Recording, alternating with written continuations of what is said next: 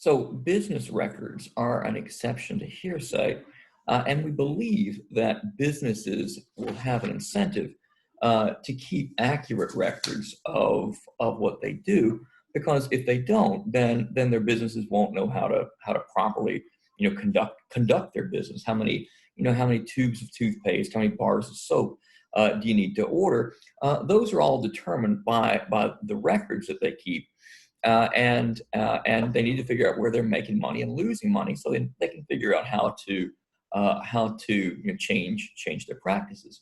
So we believe that businesses won't lie to themselves, like we believe patients won't lie to their doctors, because it only hurts themselves to do so. So for that reason, we let these sort of records in. But what are the requirements for that? And that's what we look at in the Ground versus State case from Indiana. And in this case, we're trying to get certain bank records in. We're trying to get in certain copies of checks and a signature card that would show that the person who signed the check was, in fact, the signature matched with the person who signed these fraudulent checks. So if you look at the requirements for the admission of business records under the federal rules of evidence, they're substantively the same as under the Indiana rules of evidence. That the record must be kept by must be entered by someone who has knowledge. It must be kept in the ordinary course of business, and making the record must be actually part of the business. This has to be something you do as you go along. It's not just sort of going back and documenting the fact.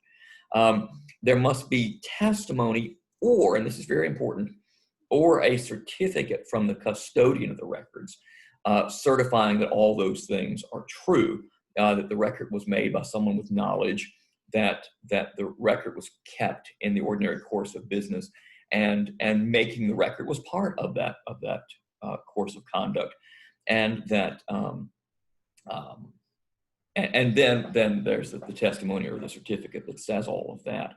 And then finally, there can be nothing untrustworthy on their face in the records, like that there wouldn't be multiple entries missing, or strange things that make it look like the rest of the records are wrong, or some of the records are wrong.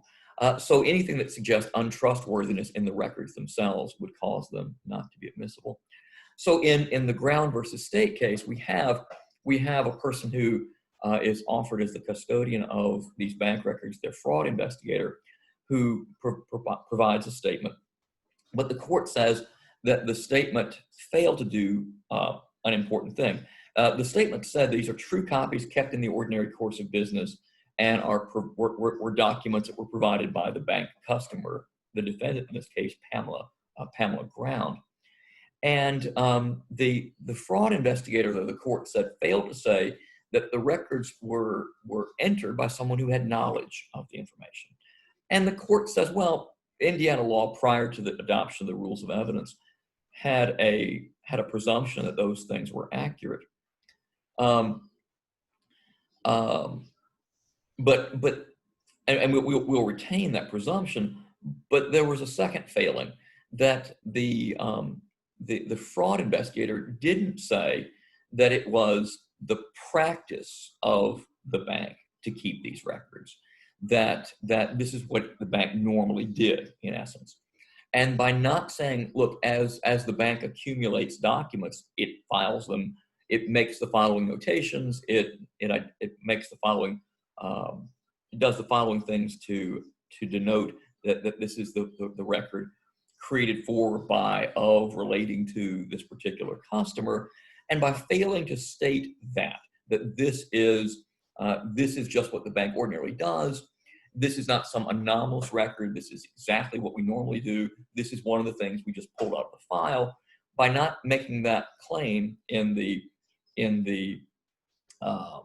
certification that was offered by the bank fraud investigator, who in this case is operating as the custodian of the records, they failed to identify one of the things that demonstrates that these records are those things which we believe businesses use to reliably conduct their business, because they couldn't do it otherwise. They would be missing money if they weren't keeping track of all of these things. So This case simply shows the process that you have to go through, the boxes you have to check, and they're not that difficult to check, but these are the boxes you have to check to demonstrate that this record is consistent with the requirements of the business records exception to the hearsay rule, Federal Rule of Evidence 803-6.